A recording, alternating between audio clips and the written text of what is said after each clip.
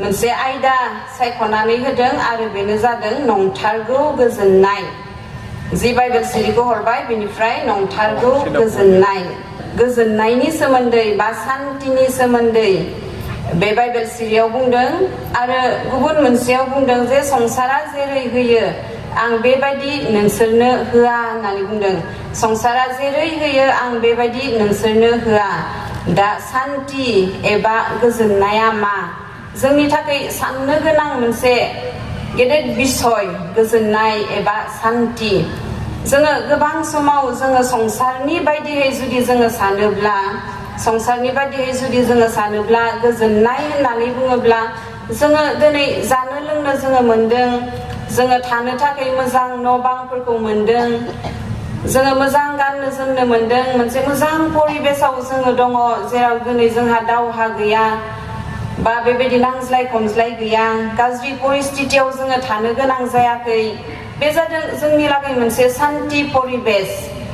गोजोन मोनसे थासारि जोंनि थाखाय बे जादों जोंनि गोजोननाय जेब्ला जोङो संसारनि बादियै जोङो नायो जोङो बेखौ जोङो नुनो मोनो जे जेराव दावहा गैया जेराव नांज्लाय खमज्लाय गैया जेराव आंखाल गैया जेराव दुखु खस्थ गैया बेनो जादों संसारनि बायदियै जुदि जोङो सानोब्ला बेनो जादों सान्ति नंथारगौ बेबायदि गोजोननाय बाइबेलनि बायदियै जेब्ला जोङो नायो गोजोननाय नंथारगौ गोजोननाय बा सान्ति बे सान्तिनि सोमोन्दै बाइबेला मा बुंदों बेखौ जोङो नायनो हेब्रु सोदोबाव जिथु गोजोननाय एबा सान्ति बेखौ शालम होननानै बुंदों जोङो बेयाव गोबां जोंहा थिय'लजियानफोर दोङो बिथांमोना मोनथियो शालम गोजोननाय मोनसे हान्थि परिबेस आरो बे शालमनि ओंथियानो जादों कमप्लिटनेस साउन्डनेस बा वेल बिं कमप्लिटनेस साउन्डनेस बा वेल बिं बे जादों शालमनि ओंथि आरो बे बाथ्राखौनो जुदि जोङो गुबुन बिसयै जुदि जोङो नायनो थाङोब्ला बे जादों इसोरजों गावजों गाव आरो इसोरजों सोरजि जानायफोरजों मोनसे मोजां सोमोन्दोआव थानाय राइट रिलेशनशिप नांगौ right relationship with God with one another and with creation हान्थिनि सोमोन्दै गोजोननायनि सोमोन्दै बाइबेला जोंनो बेखौ फोरोङो जे प्रकृत गोजोननाय नंथारगौ गोजोननाया बे नङा जे जोङो जानो लोंनो मोनदों गाननो जोमनो मोनदों मोजां थासारियाव जोङो थानो मोनदों नाथाय नंथारगौ गोजोननाय जिथु हान्थि गोजोननाय बे जादों इसोरजों गावजों गाव आरो इसोरजों सोरजि जानाय गासैजोंबो मोनसे मोजां सोमोन्दोआव थाज्लायनाय राइट रिलेशनशिप होनना बुंदों right relationship with God with one another and with creation इसोरजों मानसिजों गावजों गाव आरो इसोरनि गासै सोरजि जानायफोरजों मोजां सोमोन्दोआव थानाय बेनो जादों नंथारगौ गोजोननाय आरो बे नंथारगौ गोजोननाया बाइबेलनि बादिब्ला बेबायदि नङा जे जेराव जोंहा दुखु सिन्ता गैया जेराव जोंहा गांनाय उखैनाय गैया जेराव जोंहा बेराम आजार गैया बा जेराव जोंहा जेनिबो बेबायदि दुखु सिन्ता बा खस्थ गैया बेबायदि जिउ खुंनायखौ गोजोननायनि मोनसे जिबन होननानै बुङाखै बाइबेलाव नाथाय बे गासैनि गेजेरजोंब्लाबो गासै दुखु दाहा सिन्ता समस्याफोरनि गेजेरजोंब्लाबो जेब्ला जोङो इसोरजों गावजों गाव आरो इसोरनि गासै सोरजि जानायफोरजों जेब्ला जोङो मोनसे मोजां सोमोन्दोआव थागोन बेसो जोंनि नंथारगौ गोजोननाय आरो बेयावसो जोंनि नंथारगौ गोजोननाया दोङो आरो बे गोजोननायखौनो जिसु ख्रिस्टआ जोंनो गालांबाय होनना बुंदों आरो এই শান্তিকে ঈশ্বৰে বা যিশু খ্ৰীষ্টই আমাক থৈ গ'ল বা আমাৰ কাৰণে দি গ'ল সেই বাক্য আমি জোহনত আমি দেখা পাইছো बे बाथ्राखौ जोङो नुनो मोनबाय जे जिसु ख्रिस्टआ जोंनो गावनि जि गोजोननाय जि हान्थि बे हान्थिखौ जोंनो गालांबाय आरो बेयाव जोङो मोनसे बाथ्रा नुनो मोनबावदों जे संसारा जेरै होयो आङो बेबायदि नोंसोरनो होआ होनना बुंदों संसारा जेरै होयो आङो नोंसोरनो बेबायदि होआ दा जों नायनो संसारा जोंनो मा होयो जि संसाराव दिनै जोङो दङ जि संसाराव जोङो दिनै जिउ खुंदों बे संसारा जोंनो मा होयो जोंनि बिमा बिफाफोरा जोंनि आबै आबौफोरा मा खालामो गावनि बंसनो थाखाय माबा मोनसेब्लाबो गालाङो गावनि न'खरनो गावनि गथ' गथायनो गावनि बिसि बिसाफोरनो मा खालामो बेबायदि माबा मोनसे सम्पतिफोरखौ गालाङो थाखा फैसाफोरखौ गालाङो जायजों बिसोरो मोजां जिउ खुंलांनो हायो बेबायदि मोनसे सिन्ता खालामनानै मा खालामो जोंनि बिमा बिफाफ्रा जोंनि आबै आबौफ्रा जोंनो सम्पति गालाङो आरो बोसोन बिजाब 13:22 सिरियाव बुंदों जे मोजां मानसिया बिसा बिसौफोरनि थाखाय सम्पति गालांनो हायो मोजां मानसिफोरा होनना बुंदों गासैखौबो बुङाखै नाथाय मोजां मानसिफोरा गावनि बिसा बिसौफोरनो सम्पति गालांनो हायो होनना बुंदों सम्पति गालांनो हायो आंहाबो मोनसे सम्पति दोङो आरो नाथाय बे दानि जुगाव बेहा जेबो भेलु गैया दानि बे जुगाव आंनि जितु सम्पति बे सम्पतिहा जेबो भेलु गैया आरो भेलु गैयाब्लाबो बेखौ आङो जोथोनै लाखिदों आरो जोबोद जोथोनै लाखिदों आरो बे जोथोनै लाखिनाया जादों आंनि बिबौ बा आंनि आबौआ आंनो होलांनाय आरो जानांगौ बियो बिनि सेंग्रा बैसोनि बा बिनि जेब्ला बियो इनकाम खालामनो हायो थाखा फैसा आरजिनो हायो बे समाव बुथुमनानै गालांनाय माखासे गोदोनि समनि माखासे कइन्सफोर आरो कइन्सफोर जेराव 1 पेज दोङो जेराव 2 पेजबो दोङो 5 पेज 10 पेज 20 पेज बेबायदिहै दङ आरो एकनाया नामोन ना एकनाया दुइनाया बेबायदि माखासे कइन्सफोरा दाबो आंनियाव दङ आरो बेखौ आंबो जोथोनै गालांदों दोनदों नेरसोन महरै बेखौ आंबो जोथोनै दोनदों आरो बेखौ मा साननानै आंनि बिबौआ आंनो गालांखो बेखौ अबयसे आंबो मिथिया एकदम थैथारनोसै थैहां अबस्थायाव बियो आंनो बेखौ होलांदों आरो बे कइन्सआ दाबो आंजों लोगोसे दङ যেতিয়া আমি বাইবেলত চাওঁ হিতুপদে 13 অধ্যায় 22 পদত ভাল মানুহে মই ডাঙৰ বাইবেল আনা নাই বাইবেলত অলপ বেলেগ ধৰণে থাকিব পাৰে ভাল মানুহে নিজৰ সন্তান বা নিজৰ বংশৰ কাৰণে সম্পত্তি এৰি থৈ যাব পাৰে ভাল মানুহে নিজৰ পৰিয়ালৰ কাৰণে এনেকুৱা সম্পত্তি এৰি থৈ যায় বুলি কৈছে সকলোকে কোৱা নাই কিন্তু ভাল মানুহ বুলি কৈছে ভাল মানুহে তেনেকুৱা সম্পত্তি এৰি থৈ যায় আৰু এইটো আমাৰ জগতৰ এটা নিয়ম যে আমাৰ পিতৃ মাতৃ বা আমাৰ বংশৰ মানুহবিলাক নিজৰ বংশৰ মানুহবিলাকৰ কাৰণে তেনেকুৱা সম্পত্তি এৰি থৈ যায় आरो थिग बेबायदियैनो जिसु ख्रिस्ट'आनो जोंनि बिफाब्ला जिसु ख्रिस्ट'आनो जों गासैनिबो बिफाब्ला बे जिसु ख्रिस्ट'आ जोंनो लागै बेबायदि मोनसे गेदेर सम्पत्ति जोंनो थाखाय गालांदों गेदेर सम्पत्तिफोरखौ इसोरा जोंनो लागै गालांदों आरो बेनो जादों गोजोननाय जायखौ जोङो संसाराव जोङो नागिरनानै मोननो हाया जायखौ जोङो थाखा फैसाजों जोङो बायनो होनब्लाबो जोङो मोननो हाया जायखौ जोङो जोंनि सम्पत्तिफोरजों जोङो सोलायनानै लानोसै होनब्लाबो जोङो मोननो हाया बेबायदि मोनसे गोजोननायखौ इसोरा जोंनो गालांदों जोंनि न'खरनि बिमा बिफा बिबै बिबौआ जोंनो जि सम्पत्तिखौ जोंनो गालाङो बा जोंनो होयो बे सम्पत्तिफोरखौ जोङो गोबां जोथोनै जोङो लाखियो जेरै आं लाखिदों नोंथांमोनाबो बेबायदि लाखियो गावनि बिफानि होलांनाय हा हु थाखा फैसा गासैखौबो जोथोनै लाखियो सोरबा हा हु गालांदोंब्ला बेयाव आबाद मावनानै गावनि न'खरखौ जाहोयो गावनि न'खरखौ फेदेरलाङो जोथोन लायो आरो बेबायदि सोरबा थाखा फैसा गालाङोब्ला बिजों मा खालामो गोबां बेफार बानिज्य खालामो आरो गावनि न'खरखौ बेबायदि फेदेरलाङो आरो थिग बेबायदिनो जोङो सिन्ता खालामनानै नायनो जिसु ख्रिस्ट'आ जोंनो लागै जि मोनसे गेदेर दोहोनखौ गालांबाय बे मोनसे गेदेर धोनखौ दिनै जोङो माबायदिहै बाहायदों दिनै जोङो इसोरनि होलांनाय जिसु ख्रिस्टनि जि होलांनाय बे मोनसे गेदेर धोन बे धोनखौ जोङो माबायदि जोङो लाखिदों गावजों गाव जोङो माबायदियै जोङो लाखिदों माबायदियै जोङो जोथोनै लाखिनो हादों जोङो सिन्ता खालामनानै जोङो नायनो जिसु ख्रिस्टया आमार कारणे जि এটা ধন आमार कारणे एरि थৈ गल आरो हेतु हल শান্তি আৰু এই ঈশ্বৰে যিশু খ্ৰীষ্টয়ে যি শান্তিক আমাক এৰি থৈ গল বা দি গল সেই শান্তিক আমি কিদৰে আমি আজি ৰাখিছো হেতু আমাৰ কাৰণে এটা ভাবিবলগীয়া এটা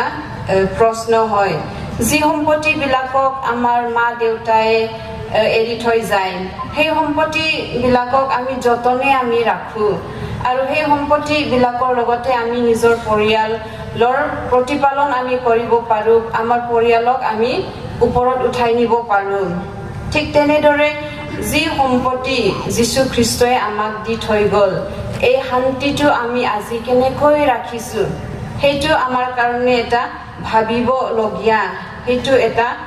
বিষয় হৈছে बे गोजोननायखौ दिनै जोङो गाव गावनि व्यक्तिगत जीवनाव जोङो दिनै माबायदियै जोङो लाखिदों गाव गावनि व्यक्तिगत जीवनाव जोङो बे गोजोननायखौ जोङो माबायदि लाखिदों आरो बे गोजोननायखौ जोङो गावनि नखर जीवनाव जोङो माबायदि लाखिदों आरो जोंनि समाज जीवनाव जोङो दिनै बे जिसु ख्रिस्टआ होलांनाय जितु गोजोननाय बे गोजोननायखौ जोङो जोंनि समाज जीवनाव दिनै जोङो माबायदियै जोङो लाखिनो हादों बे गासै बाथ्राफोरखौ जोङो नायगोन गोजोननाय होननानै बुङोब्ला बोसोन बिजाबाव बुंदों नोंनि गोजोननाया नोंनियावनो थायो नोंनि गोजोननाया नोंनियावनो थायो कारण जिसु ख्रिस्टआ जोंनो बे गोजोननायखौ जोंनो अलरेडि जोंनो होलांखाबाय जोंनो गालांखाबाय आरो बे गोजोननायखौ जुदि जोङो मोननांगौब्ला गोजोननाया जुदि जोंनियाव अरायबो थानांगौब्ला जोङो ओरैनो खालामब्ला जानाय नङा ओरैनो दलद थायोब्ला जानाय नङा जाय सम्पतिखौ बिमा बिफाया जोंनो गालांदों बे सम्पतिखौ जोंनो बिदि हा हु गालांबाय होननानै जेबो आबाद मावालासिनो जोङो दलद थायोब्ला जोङो बिनिफ्राय जेबो फिथाइ जोङो मोननो हानाय नङा थिग बेबायदिनो जिसु ख्रिस्टआ जोंनो जि शान्तिखौ गालांबाय बे शान्तिनि थाखाय जुदि जोङो माबा मोनसे खालामाब्ला माबा मोनसे मावाब्ला बे शान्तिखौ बा बे गोजोननायखौ जोङो माबायदियै जोङो लाखिनो हागोन आरो बिनो जादों जोंनि एकमात्र उपायानो जादों जिसुनि बोसोनफोरखौ मानिनाय जिसुनि बोसोनफोरखौ मानिनाय दा बे बिषयाव जोङो एसे जोङो उनथिं थांनानै जोङो नायनो जागायजेननायाव जोङो एसे जोङो थांफिनो इसोरनि जितु क्रिएशन बे क्रिएशननि सोमोन्दै जोङो नायनो आरो जिसु ख्ৰীষ্টই আমাক যি শান্তি এৰি থৈ গল এই শান্তিৰ কাৰণে আমি আজি কি কৰিছো এই শান্তিক আমি বজাই ৰাখিবলৈ আমি কি কৰিছো নিজৰ ব্যক্তিগত জীৱনত নিজৰ পৰিয়াল জীৱনত আৰু নিজৰ সমাজ জীৱনত আমি কি কৰিছো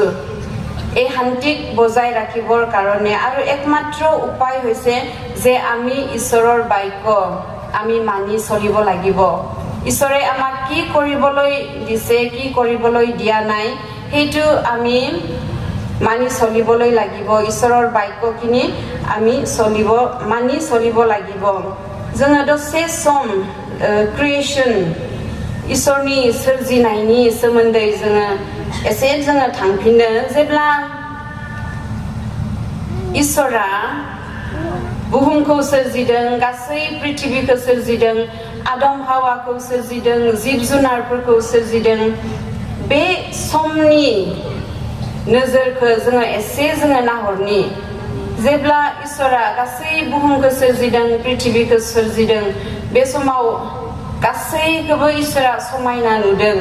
आरो बयनिख्रुइबो साबसिन इसोरा मानसिखौ नुदों आरो इसोरा आदम आरो हावाखौ सोरजिदों इसोरा आदम आरो हावाखौ गाव बायदि सोरजिदों आरो बिसोरखौ मोनसे एडेन बागानाव गाव सोरजिनाय गावनि आखाइजों सोरजिनाय बेबायदि एडेन बागानाव इसोरा बिसोरखौ दोनदों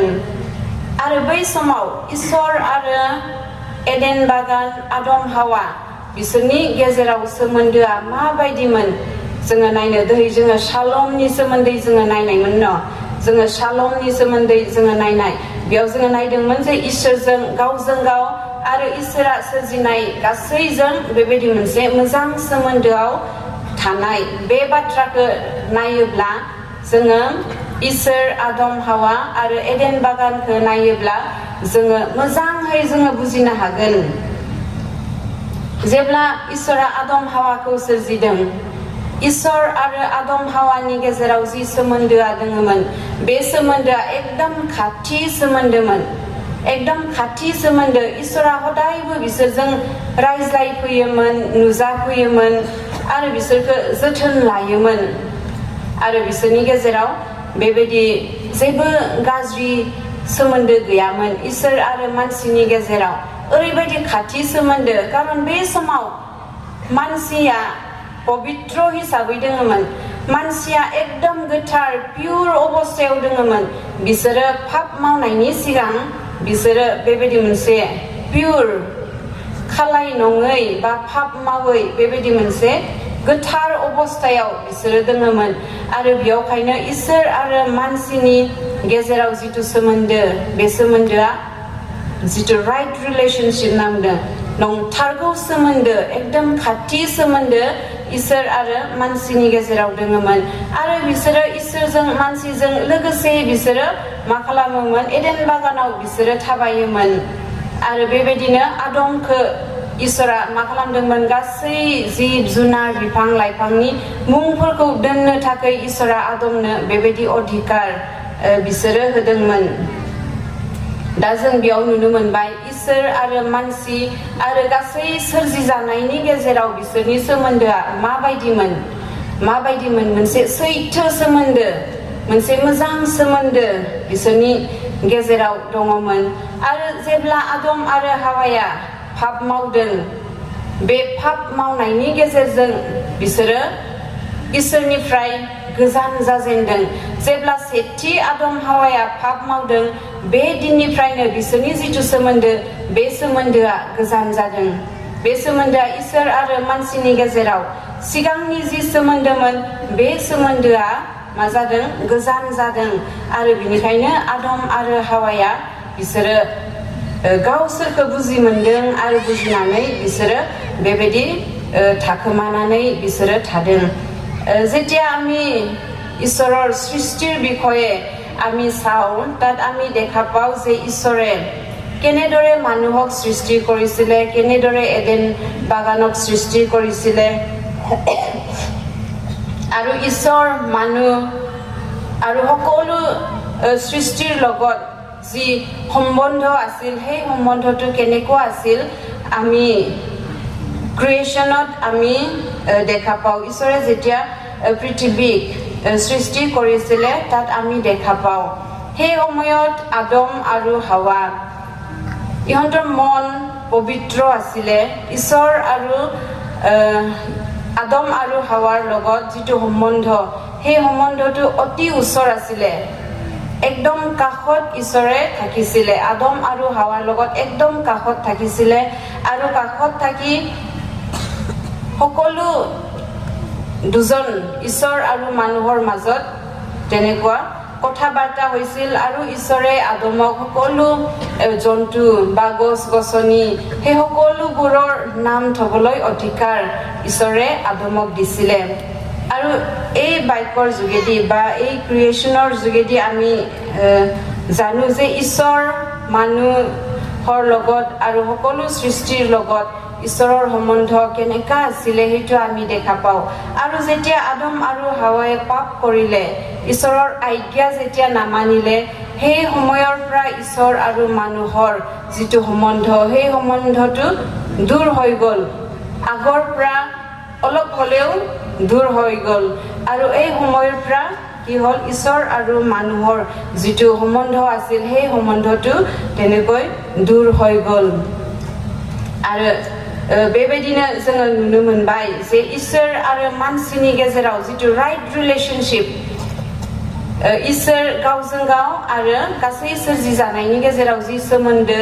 बे जितु राइट रिलेशनशिप दङमोन बियो लासै लासै बियो गोजान जालांनो हमदों आरो आदम आरो हावा बे सानैनि गेजेराव जिथु सोमोन्दो दोङोमोन एकदम क्लोज सोमोन्दो बिसोरो गावसोरनि डिफरेन्सखौ बिसोरो मिथियामोन बिसोरो गावसोरखौ सासे बायदि होननानैसो बिसोरो सानोमोन बा बुजियोमोन बेबायदि सोमोन्दो इसोरजों गासै मानसिफोरजों आरो बेबायदि सोरजि जानायफोरजों बेबायदि सोमोन्दोआ दङमोन नाथाय जेब्ला मानसिया बेबायदि पाप मावदों मानसिफ्रा इसोरनिफ्राय बेबायदि गोजान गोजान जाबोनो हमदों आरो पृथिबियाव बेबायदि गासै गाज्रिजों बुंफबदों आरो मानसिफोरनि गेजेराव बेबायदि हान्थि गोजोननाया गैयि जादों आरो दिनै जोङो नायनो थाङोब्ला जोंनि समाजाव जोंनि हादराव जोंनि गासै बुहुमाव दिनै मानसिफोरा हान्थि जिथु गोजोननाय बे गोजोननायखौ थैथां मानसिफोरा नागिरदों आरो बिनिखायनो बिलि ग्राहामा बुंदों जे बे संसाराव गोजोननाय गैया बे संसाराव बेबायदि गोजोननायानो गैया जाय गोजोननायखौ संसारा नोंसोरनो होनो हागोन बे बुहुमा हान्थिनि थाखाय गोजोननायनि थाखाय बिसोरो हान्थि सुक्तिसो खालामो पृथिबिया बुहुमा हान्थिनि थाखाय मोनसे हादरा गुबुन हादरजों हान्थिनि सुक्तिसो खालामो हान्थिनि थाखाय बुहुमा दावहासो नाङो बे बुहुमहा जोंनो होनो हानाय हान्थि बा गोजोननाय बे बुहुमहा गैया नाथाय एकमात्र जिसुआल'सो बे गोजोननायखौ जोंनो होनो हायो होननानै बिलि ग्राहामा बेबायदि बुंदों आरो बिनिखायनो जोङो बे संसाराव जोङो हान्थिखौ जोङो नागिरालासिनो जोङो जोंनि सोलिनायाव जोङो थाखा फैसाजों जोङो जानाय लोंनायजों जोङो गाननाय जोमनायजों बेबायदि गोजोननायखौ जोङो नागिरालासिनो जोङो प्रकृत जिसुनियाव जोङो बे गोजोननायखौ जोङो नागिरनो आरो जेब्ला जोङो जिसुजों जोङो नांनानै थागोन जिसुनि गासै बाथ्राफोरखौ जोङो मानिनानै सोलिगोन अब्ला जोङो बे गोजोननायखौ जोङो मोननो हागोन जहन 15:10 बुंदों नोंसोरो आंनि थिननायफोरखौ मानियोब्ला नोंसोरो आंनि अननायाव थाफ्लायगोन जहन 15:10 नोंसोरो आंनि थिननायफोरखौ मानियोब्ला नोंसोरो आंनि अननायाव थाफ्लायगोन आरो जहन 14:15 नोंसोरो आंखौ अनोब्ला नोंसोरो आंनि थिननायफोरखौ मानिगोन जुदि जोङो इसोरखौ अनोब्ला जिसुखौ अनोब्ला आरो जिसुजों बेबायदि मोनसे गोजोननायाव जुदि जोङो थानोब्ला जोङो जिसुनि थिननायफोरखौ जोङो मानिनांगोन आरो जेब्ला जोङो जिसुनि थिननायफोरखौ जोङो मानिगोन बेयावसो जोंहा गोजोननाया दङ आरो जिसुआ दिनै जोंखौ मा थिनदों जेब्ला जिसुआ बे संसाराव दङमोन जोङो मानसि माहारिया जोङो माबायदि जिउ खुंनांगौ माबायदि थानांगौ गावजों गाव जोङो माबायदि सोलिनांगौ बे गासै बिसयफोरखौ जिसु ख्रिस्ट'आ जोंनो होलांखाबाय बा जोंनो होखाबाय आरो बेनो जादों माथाय 22:34 निफ्राय जेब्ला जों नायगोन अब्ला बेयाव नुनो मोनगोन जे फरिसयफ्रा जिसुखौ आनजाद लानो सोंदोंमोन जे आयेनाव बबे थिननाया देरसिन होननानै आयेनाव बबे थिननाया देरसिन होननानै जिसुनि सेलाफोरा जिसुखौ बेबायदि आनजाद नायदोंमोन आरो बे समाव जिसुआ बुंदोंमोन जे माथाय 22:37 नोङो नोंनि गासै गोसोजों नोंनि गासै जिउजों आरो नोंनि गासै हानाय मानिजों नोंनि फोरबो इसोरखौ अन बेनो जादों जिसुनि देरसिन थिननाय जे नोङो नोंनि गासै गोसोजों नोंनि गासै जिउजों आरो नोंनि गासै हानाय मानिजों नोंनि फोरबो इसोरखौ अन बेनो जादों इसोरनि देरसिन थिननाय आरो बे थिननायखौ दिनै जोङो गाव गावनि गोसोआव दिनै जोङो लानो जोङो हादोंना हायाखै